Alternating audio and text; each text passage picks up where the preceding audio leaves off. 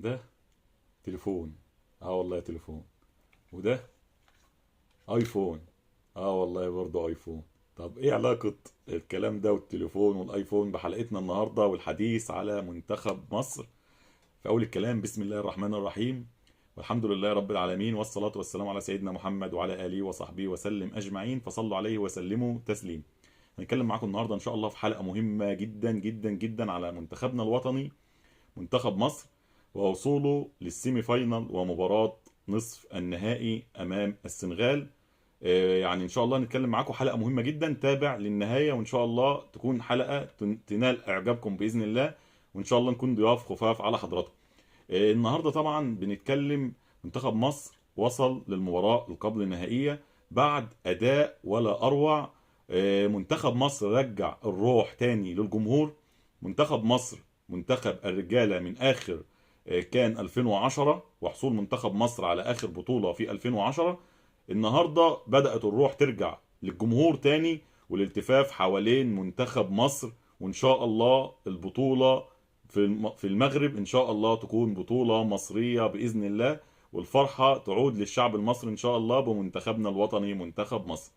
طيب النهاردة بقى في بداية البطولة او قبل بداية البطولة بنتكلم ان اغلبية الجمهور، يعني ممكن تعدي نسبة ال90%، كان نسبة الجمهور الكبيرة النسبة متشائمين من منتخب مصر. يعني الاداء قال لك مش هيكون افضل حاجة، الجهاز الفني ممكن ما يكونش فيه لعيبه منتخبات قويه، او الفنيات او اغلب الجمهور واغلب ونسبه كبيره من المحللين والاعلام يعني ما كانش فيه حته ان انت عاطي الثقه للجهاز وللعيبه. فالنهارده ان انت توصل للسيمي فاينال ده انجاز. طيب النسبه القليله بقى، احنا قلنا نسبه 90%، ممكن النسبه القليله ل 10% حتى ما وصلش لمرحله الايفون. يعني المرحله الصغيره دي ممكن هم اللي كانوا نسبه كبيره متشائمين. نسبة ال10% حتى ما وصلش، يعني ممكن الايفون برضو مش حديث، كنا نتمنى ان يكون معانا حاجة احدث نصور بيها، لكن برضو ده ايفون يعني ايه، حاجة برضو بنتكلم فيها بنسبة المتفائلين ونسبة المتشائمين. المتفائلين طبعا كان ممكن نقول 10% الايفون، ونسبة المتشائمين برضو هو تليفون برضو، بس دي نسبة المتشائمين. لكن الاجمل بقى في الموضوع يا جماعة يعني ان الحمد لله النهارده انت عندك المتشائمين من قبل بدايه البطوله، اكتر ناس دلوقتي بقى ملتفين حوالين المنتخب. بقى بيتمنوا طبعا كلنا كمصريين، سواء بنتكلم في الكوره بقى ان حتى لو حد متشائم هو بيتمنى الاحسن والخير لمنتخبه ومنتخبه الوطني منتخب مصر.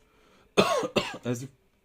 لكن النهارده حته الروح، ان انت توصل لمباراه سيمي فاينال وقبل نهائي، رجعت كل الشعب وكل جمهور منتخب مصر التف تاني حوالين منتخبنا الوطني. حسينا بالرجوله، يعني سيبك من الفنيات بقى، الرجوله في الملعب اهم من الفنيات. وانا بتكلم ده بالنسبه لي، وانا بتكلم واغلبيه الجمهور اكيد يكون برضو متفق معايا في النقطه دي. النهارده الرجوله والاداء في الملعب يعني ممكن يغطي على الفنيات.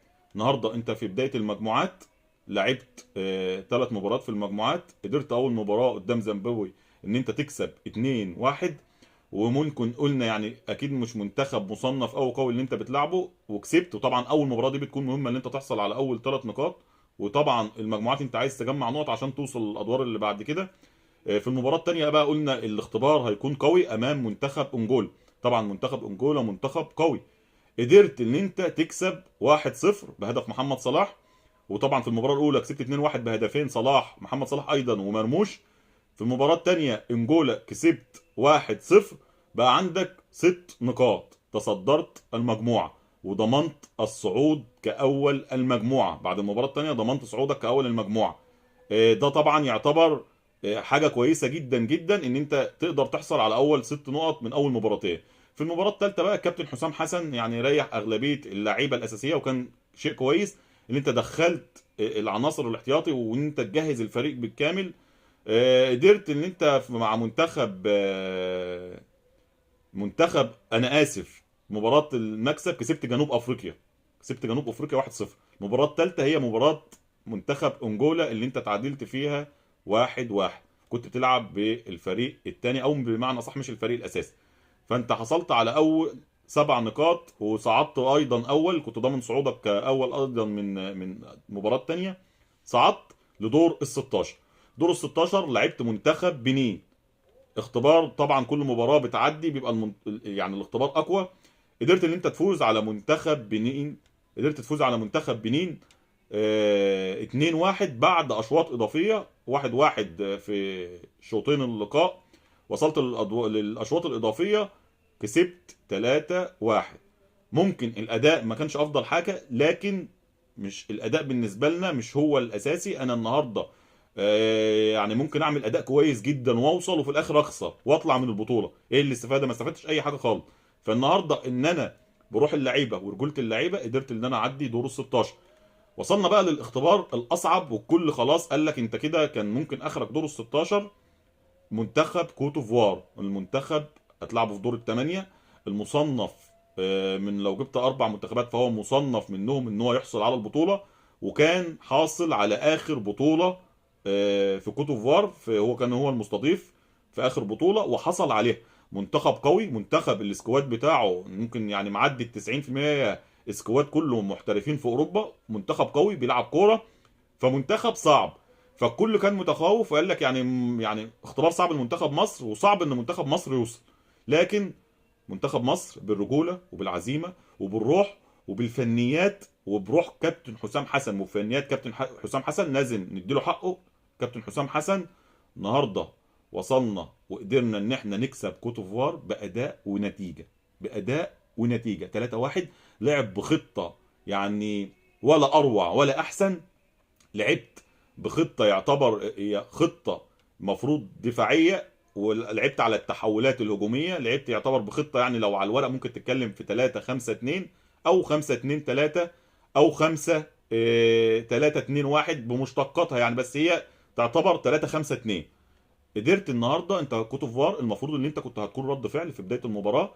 في اول 5 دقائق وبالتحديد في الدقيقه الثالثه عمر مرموش يتقدم لمنتخب مصر 1-0.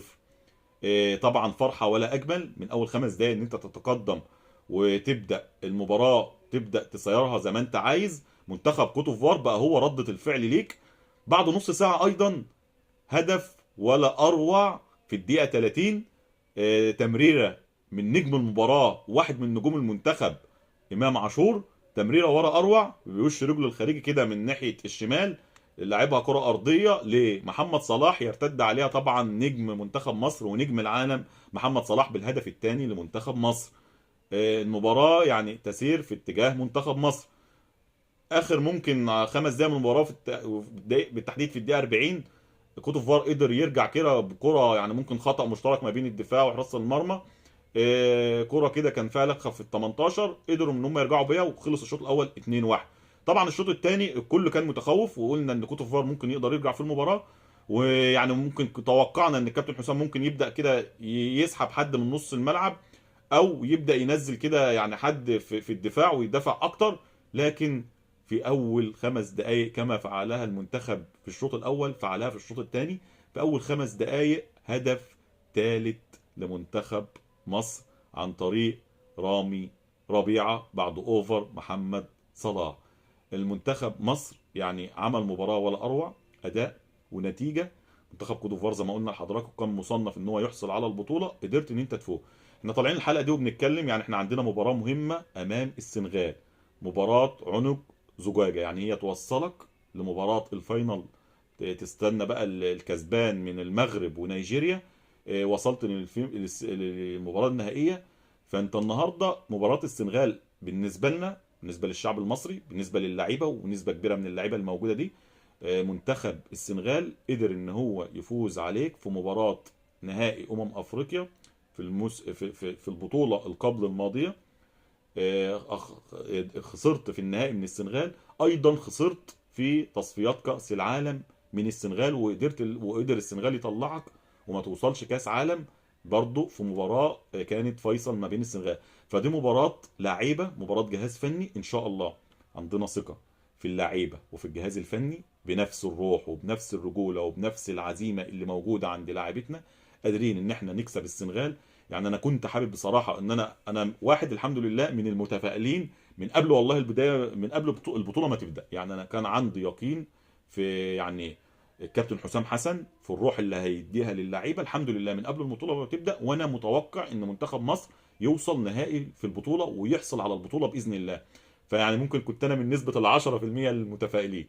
فانا حبيت ان انا برضو التصوير الحلقه يكون بعد المباراه دي، ان احنا خلاص بعد يعني حته الحاله اللي انت شايفها دلوقتي، وحب التفاف الجمهور تاني ورجوع الروح تاني للجمهور، ان انت خلاص الجمهور شاف ان اللعيبه دي والجهاز فيه روح وفيه رجوله وفي حاجه عايزين يعملوها لبلدهم لمنتخب مصر. يا جماعه اسم منتخب مصر اسم تاريخ، منتخب مصر حضاره، اسم منتخب مصر او مصر في اي مكان علامه وبراند. منتخب مصر في اي مكان له اسمه، فمصر التاريخ ومصر الحضاره.